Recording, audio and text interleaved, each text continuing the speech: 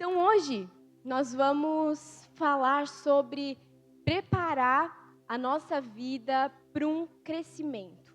Preparar a nossa vida, preparar a nossa casa para um crescimento. E eu queria te fazer uma pergunta. Quem aqui deseja crescer e se desenvolver na sua vida? Levanta a mão. Amém, glória a Deus. Quem aqui crê que a gente ainda vai viver um grande crescimento aqui como igreja? Amém, glória a Deus, é isso aí. Só que, para esse crescimento vir, tanto nas nossas vidas, tanto na nossa igreja, muitas vezes a gente vai precisar se livrar de algumas coisas. Pensando aqui agora na nossa casa, né? Quem aqui gosta de fazer faxina? Levanta a mão. Ainda tem alguns que gostam. Mas são poucos, né? Mas quem aqui gosta de ver a casa limpa e organizada? Olha só, é a maioria. Só que, para a gente estar com a nossa casa limpa, a gente precisa fazer o quê? Faxina. A gente precisa fazer isso. Não tem quando a gente vai se mudar, né, de casa e a gente começa a arrumar ali toda aquela mudança, e aí começa a aparecer aquele monte de coisa que estava lá acumulada, coisa que era lixo, que só estava lá ocupando espaço. O que a gente faz com isso? A gente pega e a gente joga fora, né? Faz uma fogueira, joga fora, faz alguma coisa, mas se desfaz daquilo. Por quê? Porque a gente está indo para uma nova casa, para um novo lugar, para um lugar novo, e a gente não quer levar aquele lixo, aquela bagunça junto com a gente. Né? Porque para a gente ir para um lugar novo, essas coisas que só ocupam espaço, elas não podem mais ter lugar na nossa vida. E Deus, Ele está nos levando como igreja para um crescimento. Ele está nos levando como igreja para expansão, para uma nova fase. E para isso acontecer, a gente muitas vezes vai precisar fazer uma faxina. Né? E tanto de forma individual, como de forma coletiva também. E fazer faxina cansa.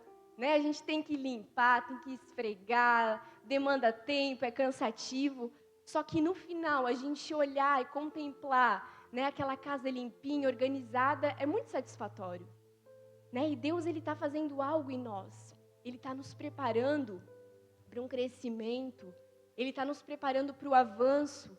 Né? A gente está no 6º mês do ano, indo para o 7º.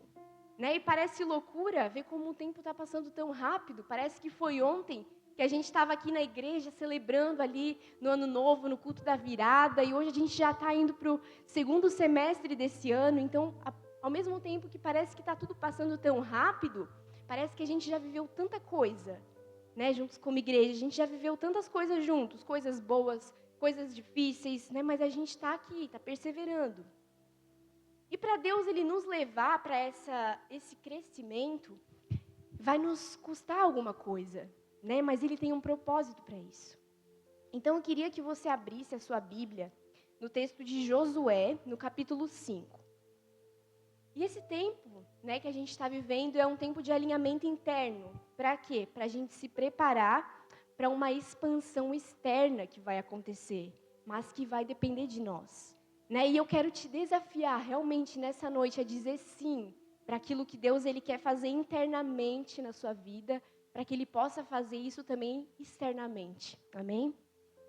Então, indo lá para o texto de Josué, capítulo 5, nós vamos ler o versículo 2, que diz assim: Naquela ocasião, o Senhor disse a Josué: faça facas de pedra e circuncide os israelitas. Então, o que está acontecendo aqui?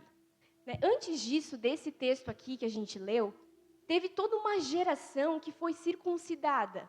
E agora, essa geração atual, antes de entrar na Terra Prometida, não tinha passado pela circuncisão. E Deus aqui está falando, Josué, você precisa circuncidar, né? Tem que circuncidar essa galera, tem que passar a faca nessa galera.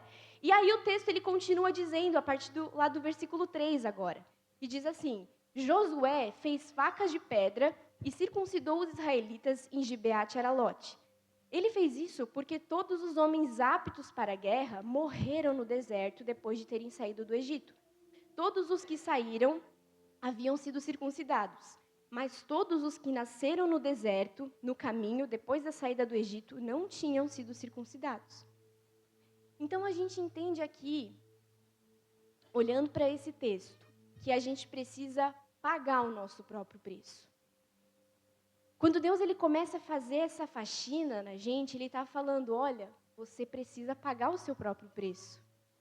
Não é porque a geração anterior passou pela circuncisão e pagou o próprio preço que a geração atual ela vai dar um jeitinho e vai entrar ali de qualquer jeito, sem pagar o próprio preço. Deus ele está falando aqui, para que eles entrem e possuam a terra, eles precisam passar pela circuncisão, eles precisam passar pelo seu processo, eles precisam pagar o seu próprio preço.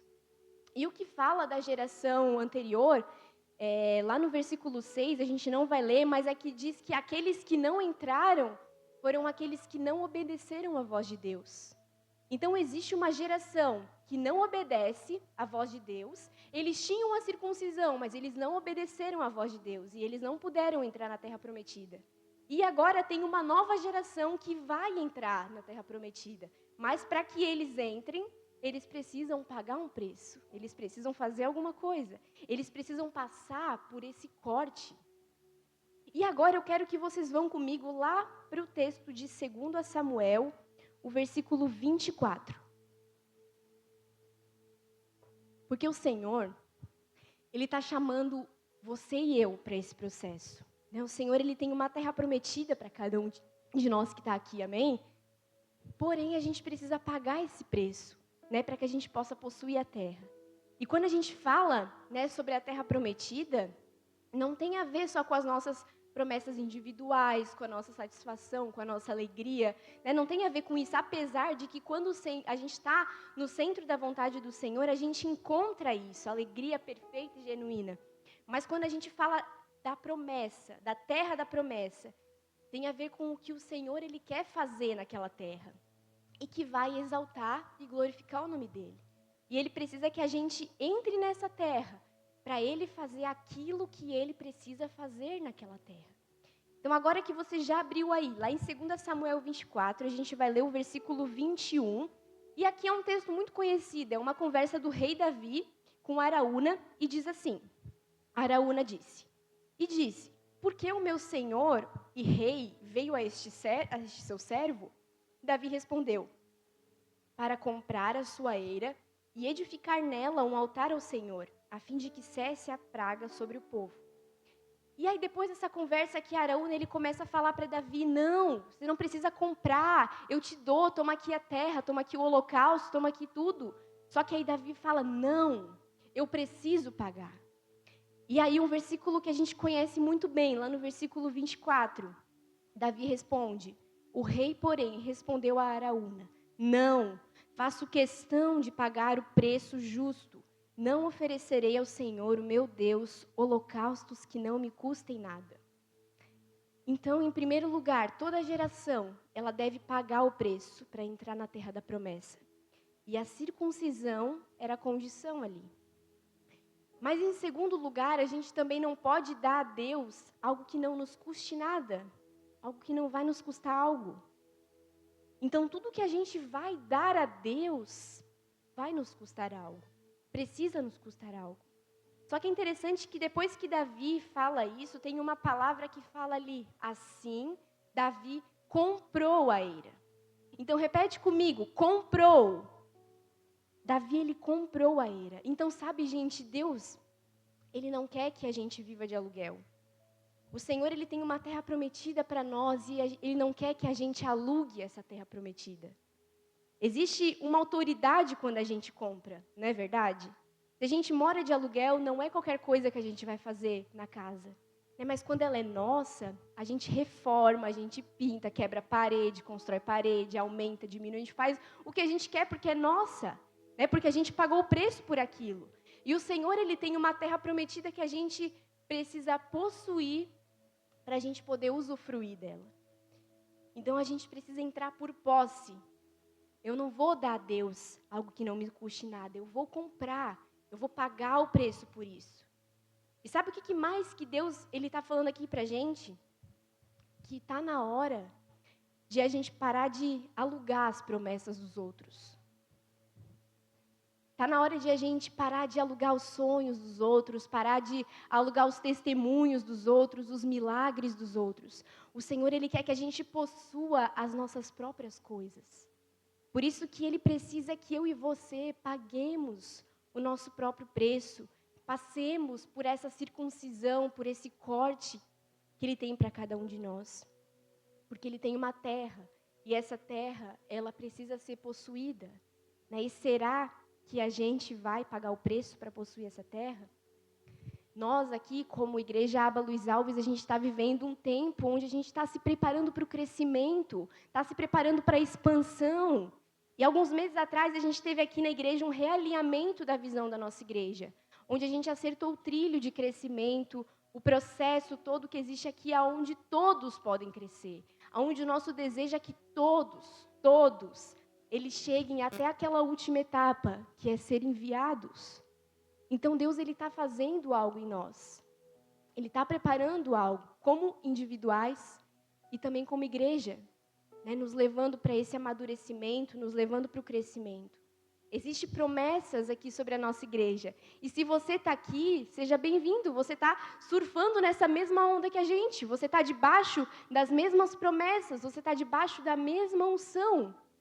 E o que o Senhor está operando como algo coletivo, Ele também está fazendo no individual, né? Em mim e você. E aquilo que Ele causa no individual impacta o coletivo. Então, aquilo que eu vivo, que você vive, lá no teu secreto, vai impactar o coletivo aqui na igreja.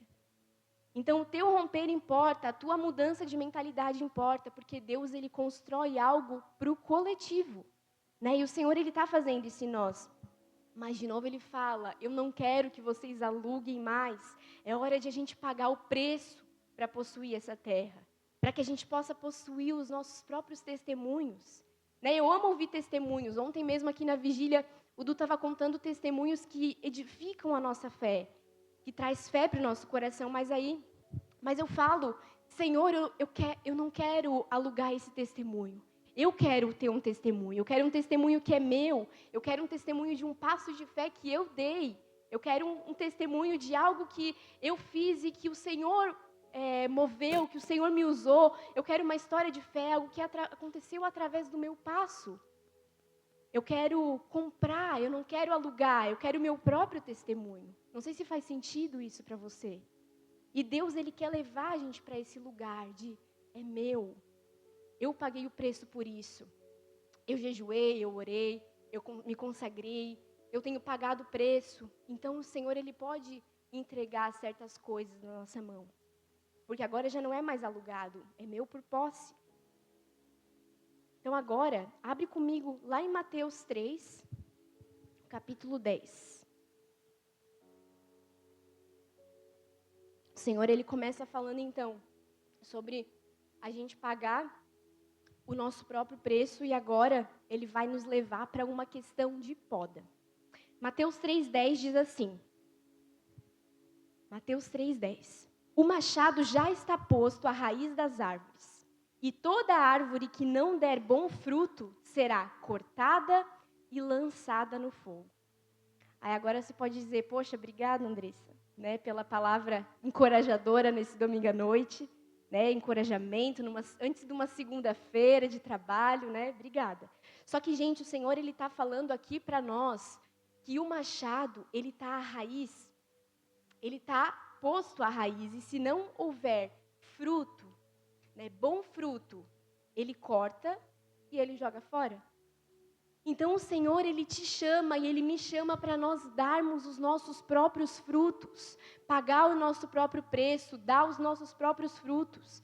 A gente precisa estar conectado à videira para que a gente possa dar os nossos próprios frutos. A gente precisa, sim, passar pela poda, permitir a poda do Senhor para que a gente possa frutificar bons frutos e frutos que permaneçam. E agora eu queria te convidar para abrir comigo lá em Lucas 13, e agora a gente vai deixar aberto ali em Lucas 13 até o final da mensagem. E aí a gente vai ler o versículo 6, que é outro momento assim bem encorajador, confortante, que eu vou trazer para a gente nessa noite. Vocês estão preparados? Amém. Então vamos lá. Lucas 13, versículo 6. Diz assim: então contou esta parábola. Um homem tinha uma figueira plantada na sua vinha. Foi procurar fruto nela, mas não achou nenhum. Por isso, disse ao que cuidava da vinha: já faz 3 anos que venho procurar fruto nessa figueira e não acho. Corte-a, por que deixá-la ocupar a terra? Então, imagina isso aqui. Jesus, ele vem, ele dá uma olhada na tua árvore, e ele fala: olha, fulano, 3 anos que eu venho aqui procurar um fruto e eu não acho fruto. Pode cortar. Existe outra pessoa que pode estar frutificando nesse lugar.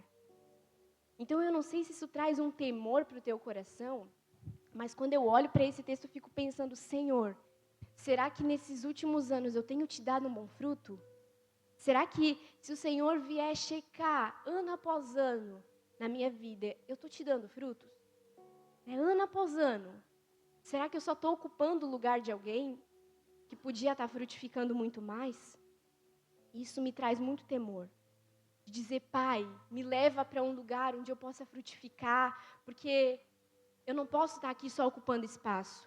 O Senhor, Ele precisa de frutos, porque os frutos, eles falam.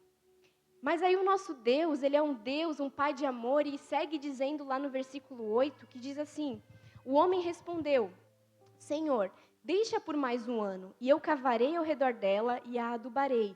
Talvez dê fruto no futuro. Caso contrário, corte-a. Então, olha só, o Senhor, Ele ainda estende a nós mais 1 ano de misericórdia, para que a gente possa dar bons frutos. Então, Ele está falando aqui sobre uma poda, sobre dar frutos, frutos que permaneçam e frutos de um lugar bom. E a gente precisa pagar o nosso próprio preço e dar o nosso próprio fruto. E para que a gente dê fruto, a gente precisa permitir a poda. E a poda, ela não é agradável. A poda, ela não é confortável. A poda dói. Ninguém quer passar pela poda, porque o natural do ser humano é não, eu não quero ser machucado, não me machuca. Mas quando a gente entende que o Senhor, o que Ele está fazendo, a gente fala: poda, Senhor. Vai doer, mas eu tenho o Senhor comigo no meio da poda. Por favor, me poda para que eu continue dando bons frutos, porque se eu não der frutos, o Senhor vai me cortar e vai me jogar fora.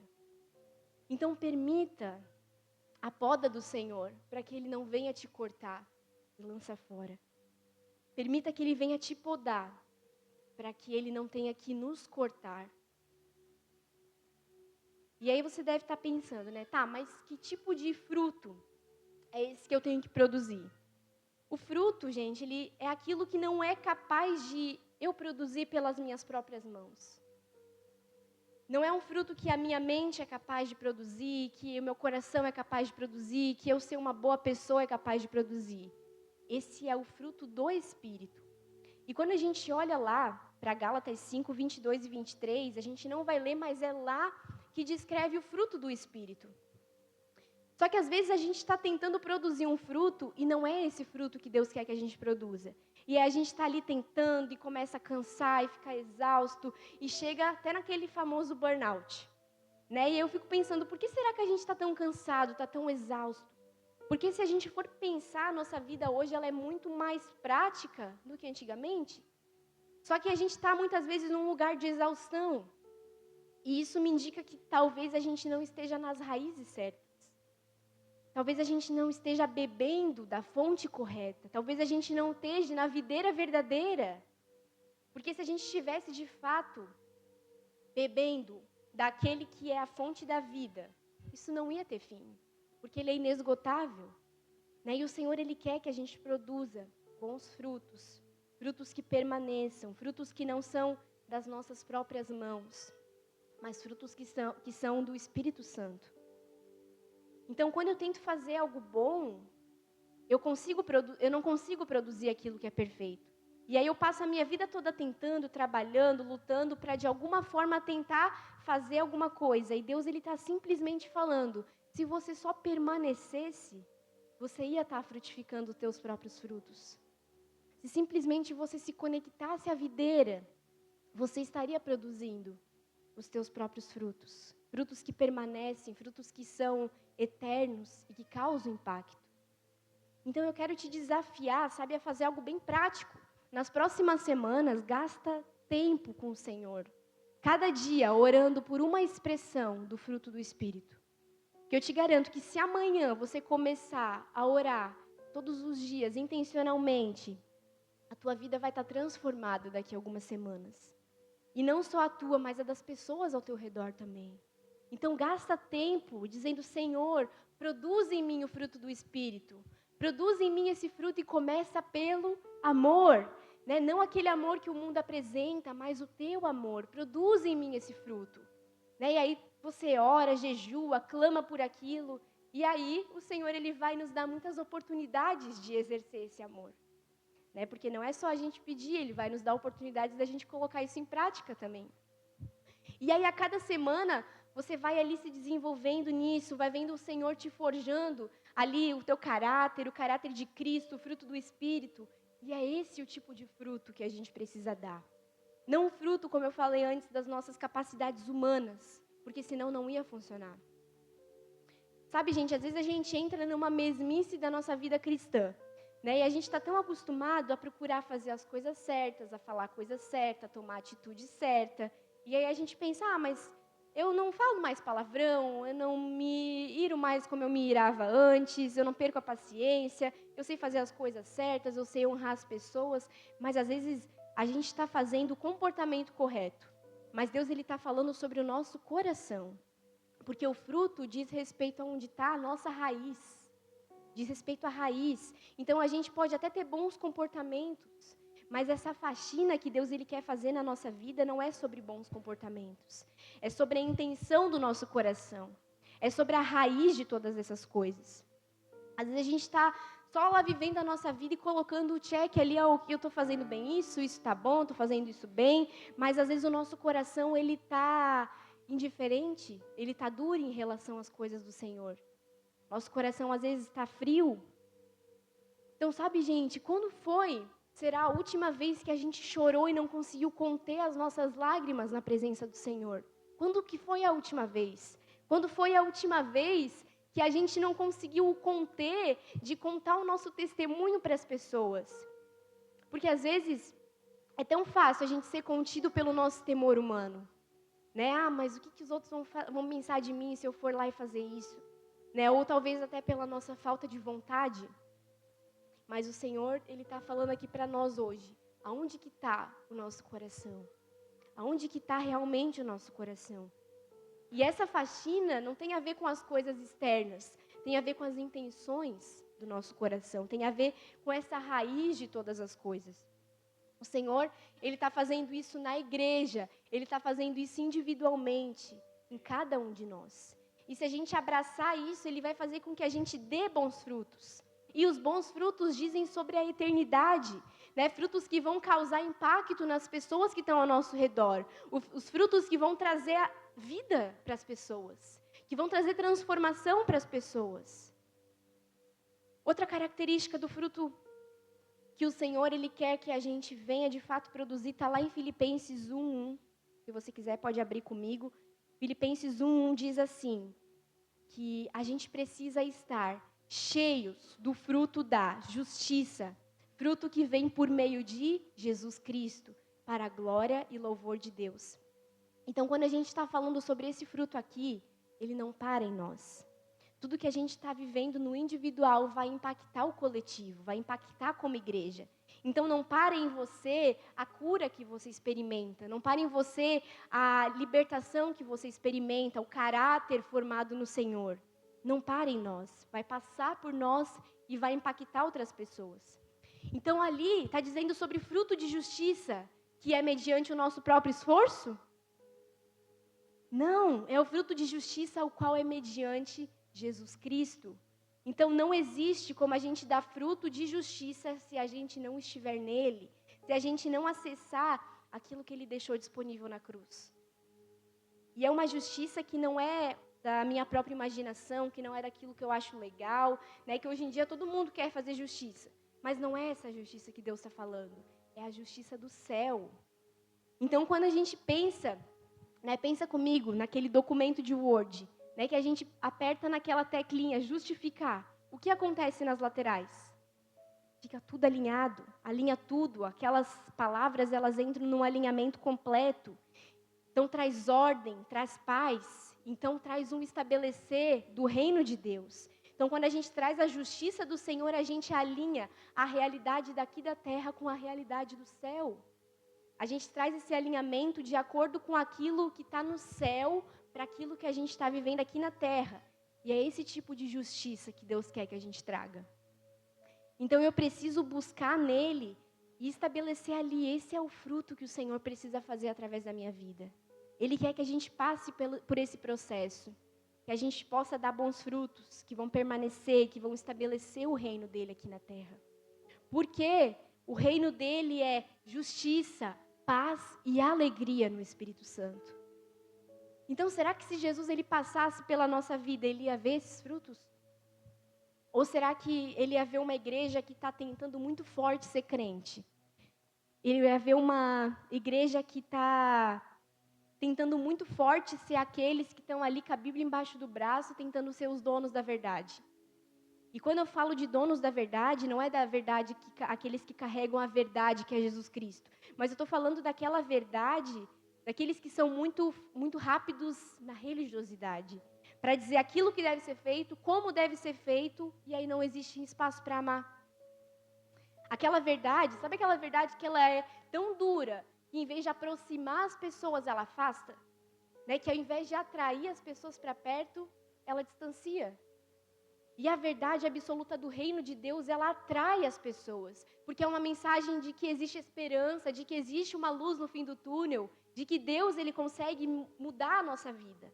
Então, quando a gente volta lá para a passagem de Lucas 13, o versículo 8 fala: o homem respondeu, Senhor, deixa por mais um ano, e eu cavarei ao redor dela e a adubarei. Então, sabe, gente, quando eu olho para esse texto, eu vejo que existe aqui um advogado que ele está advogando pela minha e pela tua vida. Existe um advogado que está ali clamando para que eu e você ainda tenha mais uma chance de fazer algo pelo Senhor. E nós, né, como crentes, a gente tem que ser esses advogados, também de dizer não, tem a verdade, mas eu vou amar essa pessoa. Para que essa verdade ela venha produzir os frutos necessários. Então, como que está o nosso fruto como igreja?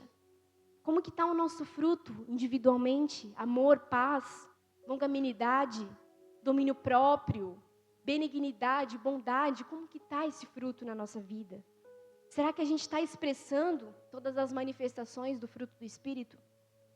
Será que a gente está trazendo a justiça do céu, que carrega em si o reino de Deus? E agora eu quero que você vá comigo para Lucas 13 ainda, no versículo 10. E essa aqui é uma palavra que traz bastante convicção para o nosso coração, mas ela vai mover a gente em algo aqui, para entender o que o Senhor ele quer nos levar. Então, Lucas 13, 10 fala de uma mulher, e esse aqui é o único momento que essa mulher ela é registrada na Bíblia. Né? Às vezes a gente até passa batido pela história dela ali, mas ela chama muita atenção e fala o seguinte, Lucas 13, 10 diz assim, certo sábado, Jesus estava ensinando em uma das sinagogas.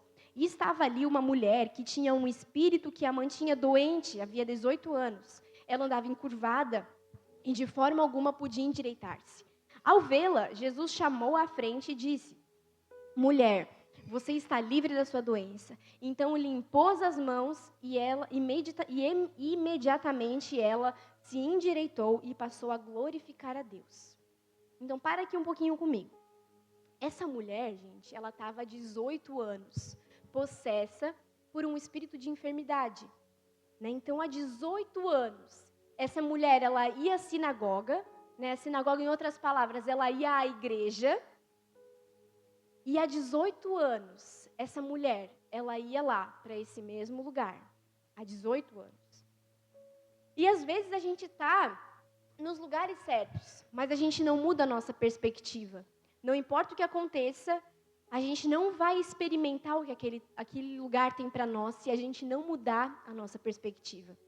Há 18 anos, essa mulher, ela ia na igreja e ela tinha a sua perspectiva totalmente errada, totalmente de falta. Porque ela não tem a perspectiva daquilo que Deus tinha para fazer na vida dela. Há 18 anos, ela vinha e ela clamava por algo, mas ela ainda não tinha experimentado daquilo. Então, sabe, alguns de nós, ou todos nós, a gente nós cremos que no impossível do Senhor. E muitas vezes a gente vai ser chamados de loucos em algum momento da nossa vida. Né? Se você ainda não foi chamado de louco, só espera mais um pouquinho, que logo alguém já vai dizer isso. Que você está dando um passo maior do que a perna, né? Que você é doido, que você está se precipitando demais. Isso acontece porque, às vezes, a gente está vendo isso daqui, porque a gente foi liberto. Mas aquele que tem uma perspectiva aqui embaixo, olhando para baixo, não consegue ver.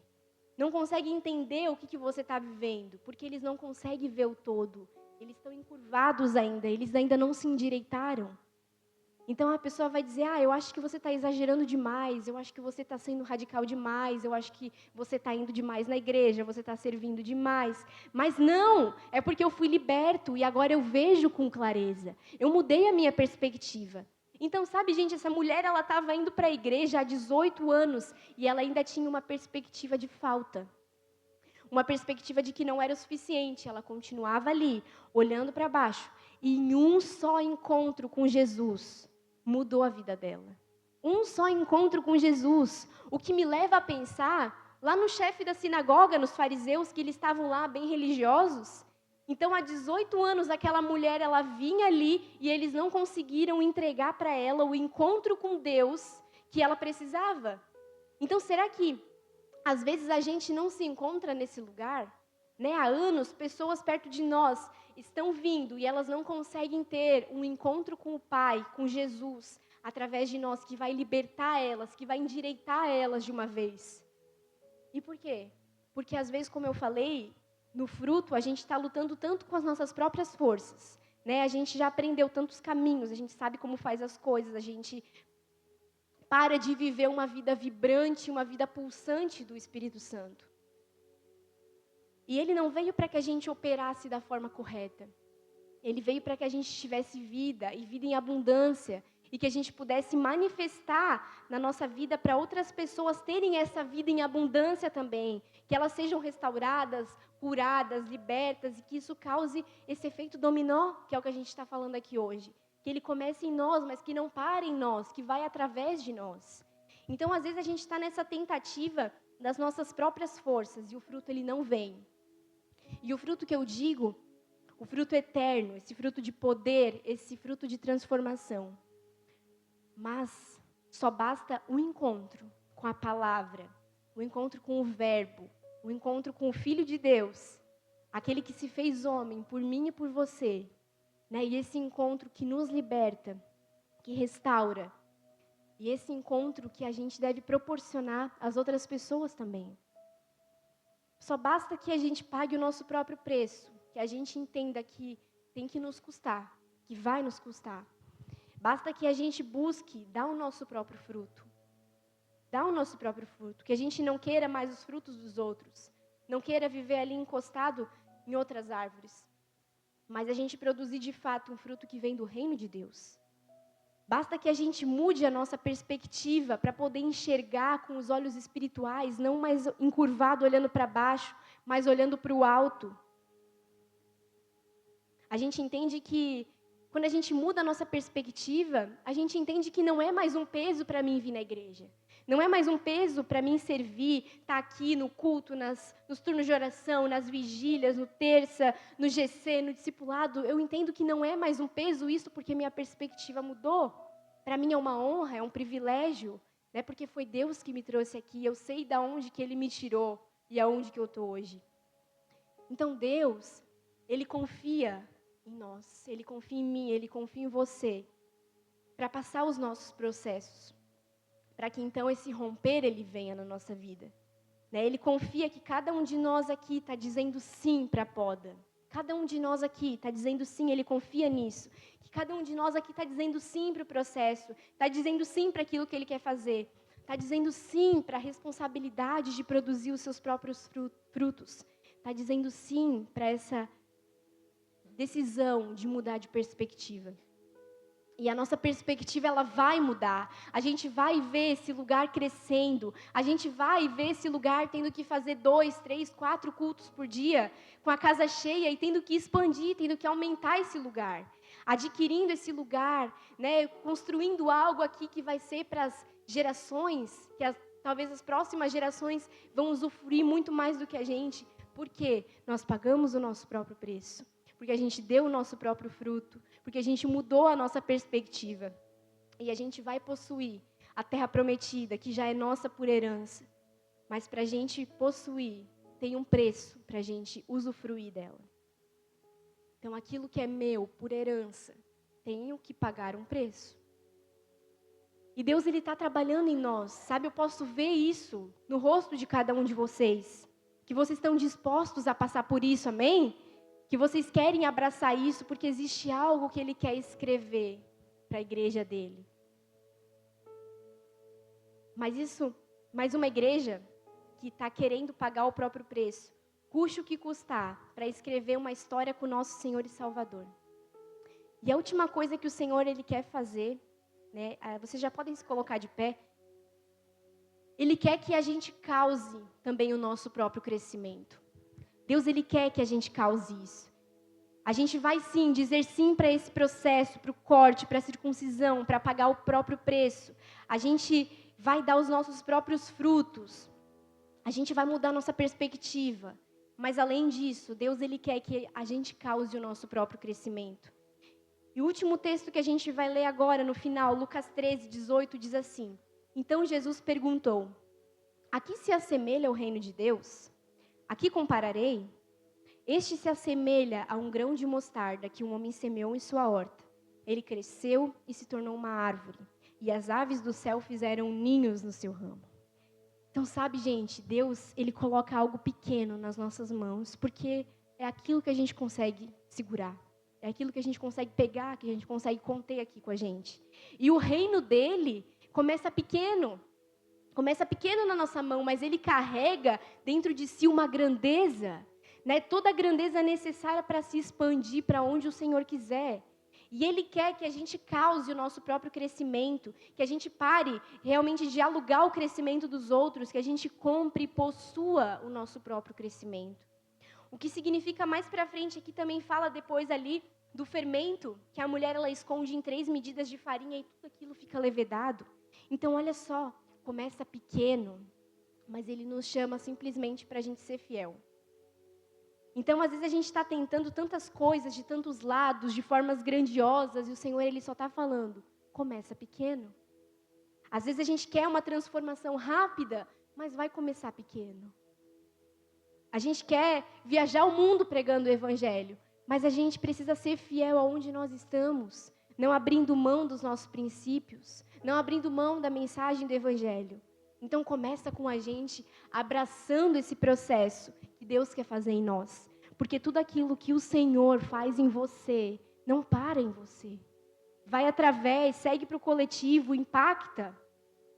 Então, a gente pode dizer sim para esse processo, que muitas vezes ele vai ser doloroso, pode nos custar muito, mas que vai impactar muito.